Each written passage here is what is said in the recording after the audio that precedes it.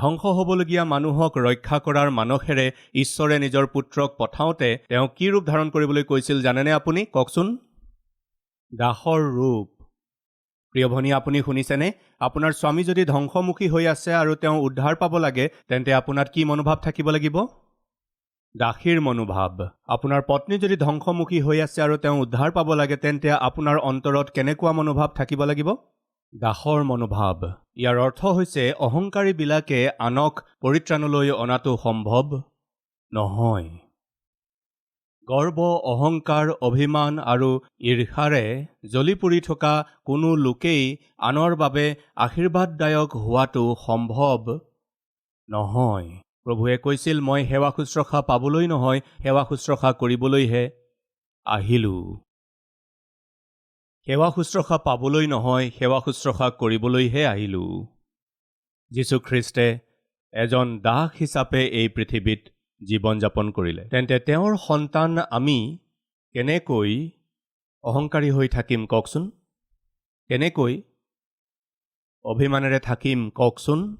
কেনেকৈ অহংকাৰ কৰি থাকিম কওকচোন? অহংকাৰ, খং, ৰাগ, উত্তেজনা, গৰ্ব, এই সকলোবোৰ এজন ব্যক্তিক ঈশ্বৰৰ পৰা আঁতৰাই লৈ যাব পৰা দুষ্ট গুণ। আপোনাৰ চাৰিওফালৰ লোকসকলৰ সৈতে ভাল সম্বন্ধ ৰাখিব বিচাৰিছে যদি, আপোনাৰ আশে-পাশে থকা লোকসকলৰ বাবে আপুনি আদৰ্শ হ'বলৈ বিচাৰিছে যদি, আপোনাৰ নিজৰ সন্তানৰ পৰিত্ৰাণ কৰিবলৈ যদি বিচাৰিছে, তেন্তে তেনেকৈ স্বামীৰ হ'ব পাৰে, পত্নীৰ হ'ব পাৰে, ইফালে পিতৃ-মাতৃ হ'ব পাৰে, তেওঁলোকক খ্ৰীষ্টৰ ওচৰলৈ আনিবলৈ প্ৰাৰ্থনা কৰি আছে যদি, আপোনাৰ জীৱনত দেখা পাবলগীয়া মুখ্য গুণটো হৈছে ছাৰ্ভেণ্ট নেচাৰ। ইয়াৰ অৰ্থ কি জানেনে? নম্ৰতা। এটা নম্ৰ মনোভাৱ। নিজকে সৰু কৰা, নম্ৰ হোৱা, নম্ৰতাৰ এটা মনোভাৱেহে আপোনাৰ জীৱনে আনলৈ আশীৰ্বাদ আনিব। এই জগতখন উদ্ধাৰ কৰিবলৈ যীশুখ্ৰীষ্টে যি কৰিবলগীয়া আছিল সকলো তেওঁ ক্ৰুচৰ ওপৰত কৰিলে। সেয়া কেনেকৈ সম্ভৱ হ'ল জানেনে? নম্ৰ মনোভাৱৰ বাবে, নম্ৰতাৰ কাৰণে। মই সুধিছোঁ বন্ধু, কোনোবাই আপোনাক বেয়াকৈ ক'লে সহ্য কৰিব পাৰেনে? হজম কৰিব পাৰেনে? এবাৰ ভাবকচোন। প্ৰায়েই ককায়েকে কিবা ক'লে সৰু ভায়েকে সহ্য কৰিব নোৱাৰে।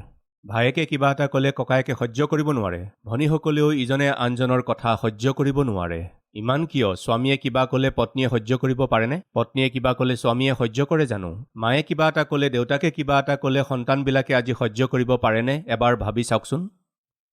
মাকে কিবা এটা ক'লে জীয়েকে মুখখন কেনেকুৱা কৰে আপুনি জানেনে বাৰু? দেউতাকে কিবা এটা কথা ক'লে পুতেকে তাৰ আও ভাও কেনেকৈ সলনি কৰি পেলায়, খঙেৰে কেনেকৈ যে উত্তৰ দিয়ে। এয়া কি কথা? জন্ম দি ডাঙৰ দীঘল কৰা মাকৰ কথাকেই সহ্য কৰিব নোৱাৰে, দেউতাকৰ কথা সহ্য কৰিব নোৱাৰে। কাৰণটো কওকচোন, কিয় সহ্য কৰিব নোৱাৰে? কাৰণ মই কওঁনে? অহংকাৰ। মই গালি শুনিব নোৱাৰোঁ। তুমি গালি শুনিব নিবিচাৰা যদি এনেদৰে চলিব লাগে। কামত সময়মতে আহিব লাগিব, নহাৰ কাৰণে গালি শুনিছা। মই গালি শুনিব নোৱাৰোঁ। গালি নুশুনিবলৈ সময়মতে আহিব লাগিব। গালি খাবলৈ যদি কষ্ট হৈছে, তুমি ভাল জীৱন যাপন কৰিব লাগিব। জীৱন যাপনটো একেবাৰে বেয়া, জীৱন যাপন একেবাৰে নিম্নমানৰ, আৰু কথা কয় আকাশৰ সমান ওখ। অনুগ্ৰহ কৰি শুনিব, আজি বহুতো মানুহৰ বাবে কথা শুনিবলৈ বা কাৰোবাৰ গালি সহ্য কৰিবলৈ বৰ টান হৈ পৰিছে। সেইকাৰণেহে কাজিয়া, সেইকাৰণেহে যুদ্ধ, সেইকাৰণেহে মতভেদ। মোক এনেকৈ কথা ক'ব, মোক ইমান কথা ক'ব, তেওঁ মোক কি বুলি ভাবিছে, কি বুলি ভাবে? কাৰণ মোক যেন তেওঁ ওপৰৰ পৰাহে পৰিছে। ইয়াৰ কাৰণ গৰ্ব, ইয়াৰ কাৰণ অহংকাৰ। প্ৰায়ে মন কৰিব, ৰাস্তাৰ ওপৰৰে খোজনীয়াবিলাকে অহা যোৱা কৰে। টানি চলাই নিব পৰা চাৰিচকীয়া এখন সৰু গাড়ী থাকে, যাক মাটিত থৈ তাৰ ওপৰত স্বামী বহে আৰু পত্নীয়ে টানি নিয়ে। আপুনি দেখিছেনে বাৰু? পত্নীয়ে টানি টানি লৈ যায়, স্বামীৰ হাত দুখন নাথাকে। হাত দুখন সম্পূৰ্ণ নাথাকে, ইয়ালৈকেহে থাকে। তাকেই তেওঁ লৰাই থাকে। ক'ৰবাত কিবা তাল নিমিলিলে পত্নীক ৰ'বলৈ ক'লে তেওঁ যদি নৰয়, নাইবা টানা বুলি ক'লে তেওঁ যদি নাটানে, তেওঁৰ নিজৰটো হাত নাই, তেওঁৰ হাত নাথাকিলেও যি থাকে কেৱল ইমানেই থাকে, তাৰে এনেকৈ লৰাই থাকে। কাক মাৰিব? পত্নীক মাৰিম মাৰিম বুলি এনেকৈ লৰাই থাকে। তেওঁৰ ইফালে হাতেই লৰা নাই। নাজানো ইমান কিয় খং। সেই টনাগাড়ীখনৰ ওপৰত তেওঁ বহি নাথাকে, উঠা উঠি কৰি থাকে। ভৰিও ভাল নহয়। ভৰি ভাল নোহোৱা স্বত্তেও, হাতকেইখন সম্পূৰ্ণ নাথাকিলেও, চকুহাল ভাল নহ'লেও, মুখখন ভাল নহ'লেও, দেখাত ভাল নহ'লেও, বহাৰ পৰা উঠিব নোৱাৰিলেও মানুহৰ ইমান অহংকাৰ। ইমান অহংকাৰ কিয়? অনুগ্ৰহ কৰি মন কৰিব। আপুনি আশীৰ্বাদ পাবলৈ হ'লে, ঈশ্বৰৰ আঁচনি আপোনাৰ জীৱনত সিদ্ধ হ'বলৈ হ'লে তাৰ এটাই উপায়। সেয়া কি জানেনে? আপোনাৰ হৃদয়ত এটা দাসৰ মনোভাৱ থাকিব লাগিব। যিসকল লোকক দুষ্ট আত্মাই ধৰিছিল, তেওঁলোকক যীশুখ্ৰীষ্টে যেতিয়া মুক্ত কৰি আছিল, সেই সকলো দেখি সেই সময়ৰ ধৰ্মগুৰুসকলে কি কৰিছিল জানেনে? হয় দুষ্ট আত্মা ওলাইছে যদি ওলাইছে। কিয় ওলাইছে? তেওঁ নিজেই সিহঁতৰ নেতা। সেইকাৰণে কি কৈছে? এওঁ দুষ্ট আত্মাবিলাকৰ চৰ্দাৰ। সেইকাৰণে তাৰ মানে কি জানেনে? যীশুখ্ৰীষ্টক দেখি তাত থকা ধৰ্মগুৰুসকলে কি কৈছিল জানেনে? এওঁ দুষ্ট আত্মাবোৰতকৈও ডাঙৰ দুষ্ট আত্মা। এওঁ দুষ্ট আত্মাবিলাকৰ চৰ্দাৰ। সেইকাৰণে সিহঁতে তেওঁৰ কথা শুনিছে। কেনে এক অপবাদ! যীশুখ্ৰীষ্টে তেওঁলোকক দোষী আৰু নিন্দা নকৰিলে। যীশুখ্ৰীষ্টে অদ্ভুত ৰূপে পৰিচৰ্যাত আগবাঢ়ি গৈ থাকোঁতে প্ৰভু যীশুখ্ৰীষ্টৰ নিজৰ পৰিয়ালৰ লোকসকলেই তেওঁক লৈ যাবলৈ আহিছিল। কিয়? তেওঁৰ মগজু ঠিক নাই বুলি কৈ। যীশুখ্ৰীষ্টক তেওঁৰ পৰিয়ালৰ লোকসকলেই দেখি তেওঁৰ মগজু ঠিক নহয় বুলি কোৱাটো শুনি তেওঁ কেনেকৈ সহ্য কৰিব পাৰিলে? তেওঁক ঘুচিয়াই তুমি ভাৱবাদী যদি হয় তেন্তে কোৱা। কোনে ঘুচিয়ালে? তেওঁৰ মুখখন কাপোৰেৰে ঢাকি তেওঁক ঘুচা মাৰিছিল। তুমি ভাৱবাদী ঈশ্বৰৰ পুত্ৰ নহয় জানো? কোৱা। কোনে মাৰিছে? কিন্তু তেওঁ মনে মনে সহ্য কৰি থাকিল। তেওঁ কিমান শক্তিশালী ঈশ্বৰ আপুনি জানেনে? গেটছেমানি বাগিচাত তেওঁক ধৰিবৰ বাবে ৰোমীয়া সৈনিকসকল যেতিয়া আহিছিল, যীশুৱে আগুৱাই গৈ সুধিছিল, তোমালোকে কাক বিচাৰিছা? আমি নাচৰতীয়া যীশুক বিচাৰি আছো। এই বুলি কওঁতে যীশুৱে কৈছিল, ময়েই সেইজন ময়েই। সেই শব্দকেইটাত থকা শক্তি তেওঁলোকে সহ্য কৰিব নোৱাৰি পৰি গ'ল। সেইজন ময়েই। মুচিয়ে কৈছিল, আপুনি মোক পঠাইছে ঠিকেই, মই গৈ তেওঁলোকক ক'ব লাগিব নহয় মোক কোনে পঠাইছে। আপোনাৰ নাম কি? মই যি আছো সেয়ে আছো, এই বুলি কৈ কোৱা। মই যি আছো সেয়ে আছো। গোটেই জগতখন কোনে সৃষ্টি কৰিলে? ময়েই কৰিলোঁ। এই গোটেই সৃষ্টিৰ অধিকাৰী কোন? ময়েই বুলি ক'ব পৰা গোটেই জগতত কেৱল এজনহে আছে, প্ৰভু যীশুখ্ৰীষ্ট। কিছুমানে তেওঁৰ সমালোচনা কৰে, তেওঁক ভুল ভাবে। আপোনাৰ ঈশ্বৰে কেৱল ময়েই বুলি কয়, তেওঁ বৰ চেলফিছ পাৰ্চন, বৰ স্বাৰ্থপৰ। ময়েই বুলি তেওঁ কিয় কয়? তেওঁ মই বুলি নকৈ কি ক'ব? কোনোবা সৰু ল'ৰা এটা যদি হেৰাই গৈছে আৰু তাক পাই দেউতাকক বিচাৰি যদি সোধপোছ কৰে যে এওঁৰ দেউতাক কোন, তেতিয়া দেউতাকে তাৰ উত্তৰত কি বুলি ক'ব? ময়েই বুলি নক'বনে বাৰু? আপুনিয়ে কওকচোন। আপোনাৰ ঈশ্বৰজন বৰ স্বাৰ্থপৰ, ময়েই বুলি তেওঁ কৈ থাকে। তেওঁ মই বুলি নকৈ আমি বুলি ক'ব নেকি? বৰ লাজৰ কথা। জন্ম দিওঁতা দেউতাকজনেহে ময়েই বুলি ক'ব পাৰিব। এই গোটেইখন সৃষ্টি কৰা সৃষ্টিকৰ্তা ময়েই বুলি ক'ব। সেইজনা ময়েই শব্দটো যেতিয়া যীশুৱে উচ্চাৰণ কৰিলে, ইমান প্ৰতাপী ৰোমীয়া সৈনিক হঠাতে বাগৰি পৰিল। যীশুৱে সেইজনা ময়েই বুলি কওঁতে সেই শব্দত থকা শক্তিৰ আগত থিৰে থাকিব নোৱাৰিলে, হঠাতে বাগৰি পৰিল। সাগৰত যেতিয়া ভয়ানক ঢৌ উঠিছিল, ঢৌবোৰে যেতিয়া উখল মাখল কৰিছিল, যীশুৱে নাৱেৰে যাত্ৰা কৰা সময়ত অতি ভয়ানক ঢৌ তোলা সমুদ্ৰখনক ক'লে, শান্ত হোৱা। যীশুৱে এটা শব্দ কোৱা লগে লগে ডাঙৰ ডাঙৰ ঢৌ তোলা সেই সমুদ্ৰখন এষাৰ মাততেই শান্ত হৈ গ'ল। শান্ত হোৱা। সাগৰখন একেবাৰে শান্ত হৈ গ'ল, চুপচাপ হৈ গ'ল। যীশুৰ আজ্ঞা মানি সাগৰখনো শান্ত হৈ গ'ল। ইয়াৰ কাৰণ কি জানেনে? গোটেই সৃষ্টিখনে কেৱল সৃষ্টিকৰ্তাজনৰ আজ্ঞাহে পালন কৰে। আন কাৰোবাৰ কথা পালন কৰাটো সম্ভৱেই নহয়। সেইদিনা যীশুখ্ৰীষ্টে শান্ত হোৱা বুলি কওঁতে সাগৰখন শান্ত হৈ গৈ সাগৰখনে সাক্ষ্য দিছে। কি জানেনে? মই কিয় শান্ত হৈ গ'লোঁ জানেনে? মই কিয় কণ্ট্ৰল হৈ গ'লোঁ জানেনে? শান্ত হোৱা বুলি কোৱা ব্যক্তিজন কোন জানেনে? মোক সৃষ্টি কৰোঁতাজন হয়, সেইকাৰণে মই শান্ত হ'লোঁ, সাক্ষ্য দিছে। এনেকুৱা সৃষ্টিকৰ্তাজনক দেখি মুখত থুৱাই দিওঁতেও কেনেকৈ সহ্য কৰিলে? তেওঁক যেতিয়া ঘোচা মৰা হৈছিল, তেওঁ কেনেকৈ সহ্য কৰিব পাৰিলে বাৰু?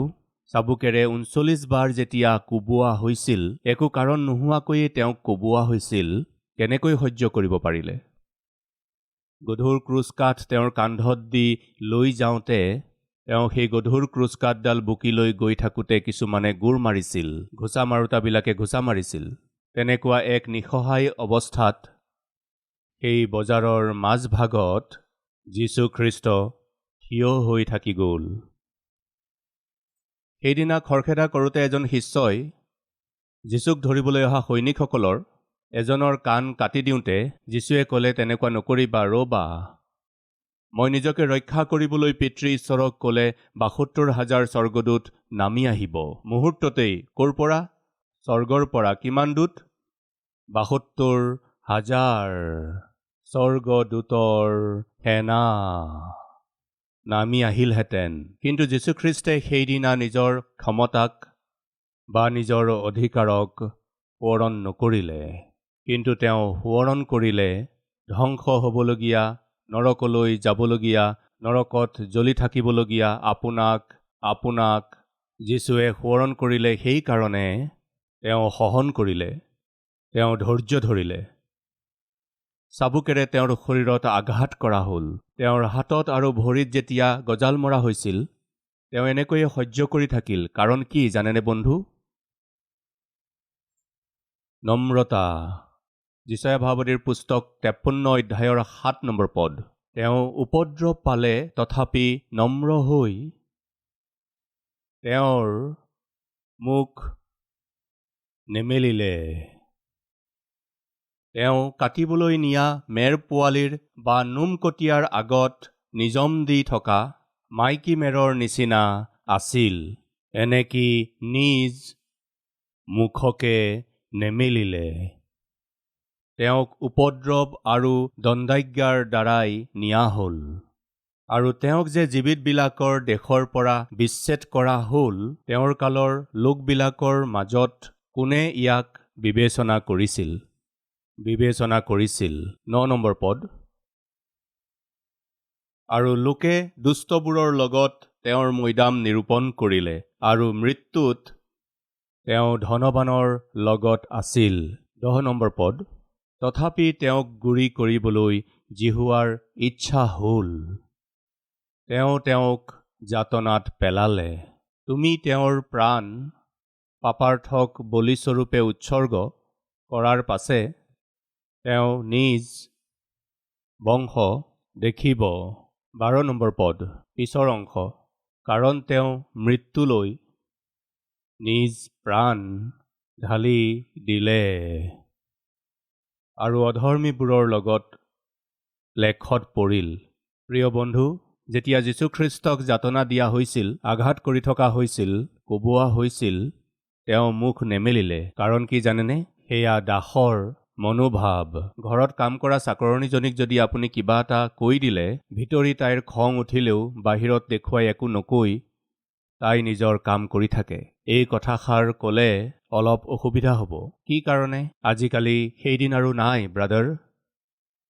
হয় ভনীসকল, কওকচোন, ঘৰত কাম কৰা চাকৰণীজনীক আপুনি যদি কিবা এটা কৈ দিয়ে, আজিকালি ঘৰত কাম কৰা চাকৰণীবিলাকে সহ্য কৰিবনে? কওকচোন। আজিকালি ঘৰত কাম কৰা লোকবিলাকৰো ডিমাণ্ড, কমেণ্ড। ৮ বজাত আহিম। ৮ বজাত আহিম। ইমান দম দি কৈছা যে কিয়? মোৰ এনেকুৱাই ষ্টাইল। তোমাৰ ষ্টাইল বাদ দিয়া। কাইলৈ ৰাতিপুৱা 7 বজাত তুমি আহিবই লাগিব। টাইম নাই মোৰ। কি ক'ব আহিছা? বেলেগক বিচাৰি লওক। নাই নাই নাই নাই, এনেকৈ নক'বা তুমি। ইমান দেৰি নকৰিবা। 8 বজাৰ কথা কৈছা নহয়? 8 বজা? ঠিক আছে, 8 বজাতে হ'ব। মই আহোঁ মানে চৌকাত চাহ উঠাই থ'ব। ঠিক আছে, চাহ উঠাই থ'ম। শেষত সকলো ওলোটা হ'ল। ভনীসকল, আপোনালোকৰ দুৰ্বলতাবোৰ তাই জানি গ'ল। বুজি পালেনে? আজিকালি ঘৰত কাম কৰা লোকবিলাকেই ডিমাণ্ড আৰু কমাণ্ড কৰে। আচলতে যিসকলে কৰিব লাগে তেওঁলোক কেনেকুৱা তেওঁলোকে জানি গ'ল। সেয়েহে এতিয়া আপুনি তেওঁলোকে চিট ক'লে চিট, ষ্টেণ্ড ক'লে ষ্টেণ্ড হ'বলগীয়া হয়। গোটেই জগতখন ওলোটা হৈ পৰিছে। কেইবছৰমান আগতে কাম কৰা মানুহে আহি ঘৰত কাম কৰিলে আপুনি কিবা ক'লেও মনে মনে কাম কৰি গুচি গৈছিল। কাৰণ মই কাম কৰা মানুহ, তেওঁতো আমাৰ মালিক। মই ইয়াত কাম কৰা মানুহ, তেওঁ দৰমহা দিয়া মানুহ। এইদৰে কাম কৰি গুচি গৈছিল। এয়া হৈছে নম্ৰতা। তাই নিজৰ কাম কৰি গুচি গৈছিল। কিন্তু আজিকালি নম্ৰতাৰ এই সুন্দৰ মনোভাৱ কাত দেখা পোৱা যায় কওকচোন? অনুগ্ৰহ কৰি মন কৰিব। দাউদক ঈশ্বৰে মনোনীত কৰিলে। অনুগ্ৰহ কৰি মন কৰিব। কিয় মনোনীত কৰিছিল জানেনে? তেওঁ মোৰ দাস, তেওঁ মোৰ দাস। ঈশ্বৰে মোকো মনোনীত কৰিব লাগে, মোকো আশীৰ্বাদ দিব লাগে, মোকো ওপৰলৈ তুলিব লাগে। এনেকুৱা আশা কৰিছে যদি তেন্তে নিশ্চয় আপোনাৰ জীৱনত দেখা পাবলগীয়া মনোভাৱ হৈছে দাসৰ মনোভাৱ। তাৰমানে আপুনি গৈ, ব্ৰাদাৰ কওকচোন কাৰ ঘৰত কাম কৰোঁ, কওকচোন কাৰ ঘৰত বাচন বৰ্তন ধুওঁ, কাৰ কাপোৰ ধুই দিওঁ, এই বুলি ক'বলৈ মই কোৱা নাই। যীশুখ্ৰীষ্টে কাৰো কাপোৰ ধোৱা নাছিল, কাৰো বাচন বৰ্তন ধোৱা নাছিল। কিন্তু তেওঁৰ মনত যি মনোভাৱ আছিল আপুনি সেয়া দেখিছেনে? সেয়া দাসৰ মনোভাৱ, সেয়া নম্ৰতাৰ মনোভাৱ। তেওঁ সকলোবোৰ কথা সহ্য কৰে, কিন্তু কাৰোবাক বেয়াকৈ কোৱা স্বভাৱ তেওঁৰ নাই। ক্ষমা কৰিবলৈ ইচ্ছা কৰে, ক্ষমা খুজিবলৈ ইচ্ছা কৰে, কিন্তু অধিকাৰ দেখুৱাবলৈ, বিদ্বেষ কৰিবলৈ যীশুখ্ৰীষ্টে কেতিয়াও চেষ্টা কৰা নাছিল। প্ৰিয় ভাই ভনীসকল, যীশুখ্ৰীষ্ট জগতৰ উদ্ধাৰকৰ্তা হোৱাৰ কাৰণ কি জানেনে? তেওঁ নিজৰ কাম, নিজৰ পৰিচৰ্যা দাসস্বৰূপে সিদ্ধ কৰিলে। সেইকাৰণে ঈশ্বৰৰ হাতত নিজৰ পুত্ৰৰ বাবে এক বিশেষ আঁচনি আছিল, আৰু সেই আঁচনিটো হৈছে এই জগতখনৰ ৰক্ষা কৰা। এই জগতখনক ৰক্ষা কৰা কাম আৰু আঁচনিৰে সৈতে যীশুখ্ৰীষ্টক এই জগতলৈ পঠাওঁতে ঈশ্বৰে তেওঁক কি ৰূপেৰে পঠাইছিল জানেনে? দাসস্বৰূপে। আপুনি যিমানেই ডাঙৰ নেতাজনলৈ চাওক, যিমানেই ডাঙৰ বিষয়াজনলৈ চাওক, নাইবা কোনোবা সম্ৰাটক চাওক বা কোনোবা ডাঙৰ ৰজাক চাওক, এওঁলোক সকলোতে এটা কথা কমন থাকে। মানে যিসকল সফল হৈছে, মানে যিসকল ফলৱান হৈছে, যিসকল লোক বহুতৰ বাবে আদৰ্শ, তেওঁলোকৰ বিষয়ে মই কৈছোঁ। তেওঁলোকৰ সাধাৰণতে দেখা পোৱা যায় নম্ৰতা, সৰু হোৱা মনোভাৱ। নাপাহৰিব, দাউদক ঈশ্বৰে মনোনীত কৰিলে। কাৰণ জানেনে? নম্ৰ মনোভাৱ। ঈশ্বৰে আপোনাক যদি তুলিব লাগে, যদি আশীৰ্বাদ দিব লাগে, তেওঁৰ আঁচনি আপোনাৰ জীৱনত পূৰ্ণ হ'ব লাগে, যদি সিদ্ধ হ'ব লাগে, সেই আঁচনি যিকোনো হ'ব পাৰে। সেই সুগৃহিণী, আপোনাৰ জীৱন বহুতৰ বাবে আদৰ্শ হ'ব লাগে, এয়া ঈশ্বৰৰ যদি আঁচনি, নম্ৰতাহে উপায়। এগৰাকী ভাল স্বামী হিচাপে, এগৰাকী ভাল পিতা, এগৰাকী ভাল মাতৃ হিচাপে আপুনি গঢ় লৈ উঠিব লাগে বুলি ঈশ্বৰে ইচ্ছা কৰিলে সেয়া কেনেকৈ সম্ভৱ হ'ব জানেনে? নম্ৰতা। আপুনি এজন ভাল কৰ্মচাৰী, এজন ভাল ব্যৱসায়ী, এজন ভাল সেৱক হ'বলৈ যদি বিচাৰিছে, এয়া কেনেকৈ সম্ভৱ জানেনে? নম্ৰ মনোভাৱ। বহুতো লোকচান হ'ল, বহুতো কষ্ট হ'ল, সকলো শেষ হৈ গ'ল, তেন্তে ঈশ্বৰে আপোনাকেই কৈছে, আপোনাৰ অহংকাৰেই আপোনাক ধ্বংস কৰি আছে। মই সকলোৰে সৃষ্টিকৰ্তা, তথাপি পৃথিৱীলৈ যেতিয়া আহিলোঁ, ধ্বংস হ'বলগীয়া তোমালোকক উদ্ধাৰ কৰাৰ মানসেৰে মই দাস হিচাপে আহিলোঁ। মই দাসৰ ৰূপ ধাৰণ কৰিলোঁ, মই দাস হিচাপে আহিলোঁ, সেইকাৰণে তোমাক উদ্ধাৰ কৰিব পাৰিলোঁ। প্ৰিয় ভাই ভনীসকল, আপোনাৰ পৰিয়ালক ৰক্ষা কৰিবলৈ আপোনাক দাসৰ মনোভাৱ লাগে, এই নম্ৰতাৰ মনোভাৱ লাগে। পৰিয়ালটো গঢ়ি তুলিবলৈ যদি ইচ্ছা কৰিছে, তেন্তে এই নম্ৰতাই উপায়। আপোনাক যদি উন্নত কৰিব লাগে, নম্ৰতাই হৈছে তাৰ বাট। প্ৰভুৱেও বাইবেলেও এইদৰেই কৈছে, যিজনে নিজকে নিজে সৰু কৰে তেওঁক ঈশ্বৰে বৰ কৰে, আৰু যিজনে নিজকে নিজে বৰ কৰে ঈশ্বৰে তেওঁক সৰু কৰে। আজি আমাৰ মাজৰ বহুতকে সৰু কৰা হৈ আছে। চাকৰি কৰাৰ স্থানত আপোনাক সৰু কৰা হৈছে। বাৰে বাৰে কৈ থাকে, মোক অন্যায় কৰি আছে ব্ৰাদাৰ, মোৰ চাকৰিৰ স্থানত মোক হেঁচা মাৰি ধৰিছে। এইদৰে কান্দিছেনে? হেঁচা মাৰি ধৰা নাই, সৰু কৰি আছে। কি সৰু কৰি আছে? আপোনাৰ জীৱনত থকা অহংকাৰক হেঁচি ধৰিছে। ইয়াৰ কাৰণ হৈছে সেয়া এক ফৰ্মুলা, ঈশ্বৰে নিজেই বনোৱা এটা ফৰ্মুলা। সেয়া কি? নিজকে নিজে বৰ বুলি ভবা অহংকাৰীক ঈশ্বৰেই সৰু কৰে। নিজকে নিজে সৰু কৰাজনক ঈশ্বৰেই কি কৰি তোলে? বৰ কৰি তোলে। চৌলে আচলতে দাউদক মাতি আনি নিজৰ জীয়েকৰ সৈতে বিয়া কৰাই দিব লাগিছিল, কিন্তু এইদৰে নকৰি সময় পাৰ কৰি আছিল, যি কথা দাউদে ভবাই নাছিল। কিয় দেৰি কৰি আছে? কিয় দেৰি কৰি আছে? মই ৰজাৰ জোঁৱাই হ'ব লাগে নহয়? নাই, তেওঁ নিজে আহি কথা পাতিলেও ৰজাৰ জোঁৱাই, কি কথা ভাবিছা? মই ইয়াৰ যোগ্য জানো? নম্ৰ মনোভাৱ। দাউদৰ মনত কেতিয়াও অহংকাৰ দেখা নাপাব। মুচিৰ মনত কেতিয়াও অহংকাৰ দেখা নাপাব। যোচেফৰ মনত কেতিয়াও অহংকাৰ দেখা নাপাব। দানিয়েলৰ মনত কেতিয়াও অহংকাৰ দেখা নাপাব। ফ্ৰেণ্ডছ, খ্ৰীষ্টত আপুনি কেতিয়াও অহংকাৰ দেখা নাপাব। আশে পাশে থকা লোকসকলৰ বাবে আশীৰ্বাদৰ কাৰণ হোৱা ব্যক্তিজনত দেখা পাবলগীয়া লক্ষণটো হৈছে নম্ৰতা, নম্ৰ মনোভাৱ। আপোনাৰ যদি এই মনোভাৱ নাই, তেন্তে আপুনি আশীৰ্বাদৰ কাৰণ হ'ব নোৱাৰিব। নিজৰ পৰিয়ালৰ বাবে আশীৰ্বাদৰ কাৰণ নহ'ব। আপোনাৰ ওচৰৰ লোকসকলৰ বাবেও আশীৰ্বাদৰ কাৰণ নহ'ব। আপোনাৰ চুবুৰীয়াৰ কাৰণে আশীৰ্বাদৰ কাৰণ হ'বলৈ এটাই উপায় আছে, দাসৰ ৰূপ। নম্ৰ মনোভাৱ আছেনে? Let's pray. প্ৰাৰ্থনা কৰিম। সকলোৱে প্ৰাৰ্থনাত সহভাগী হওক।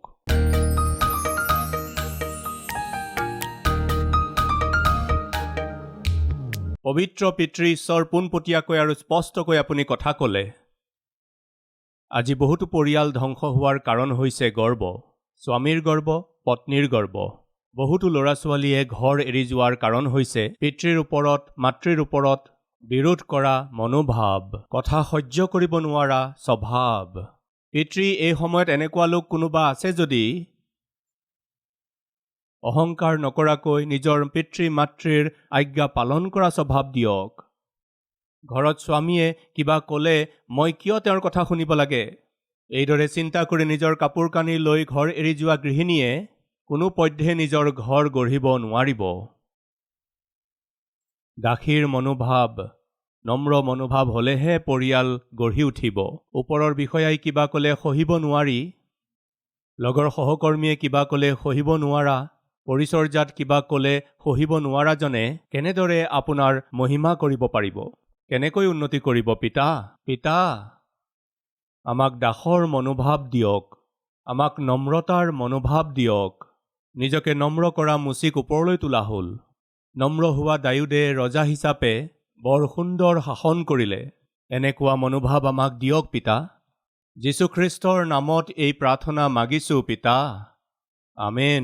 हमारा address Calvary, post box number 30, Kukatpally, Hyderabad 72।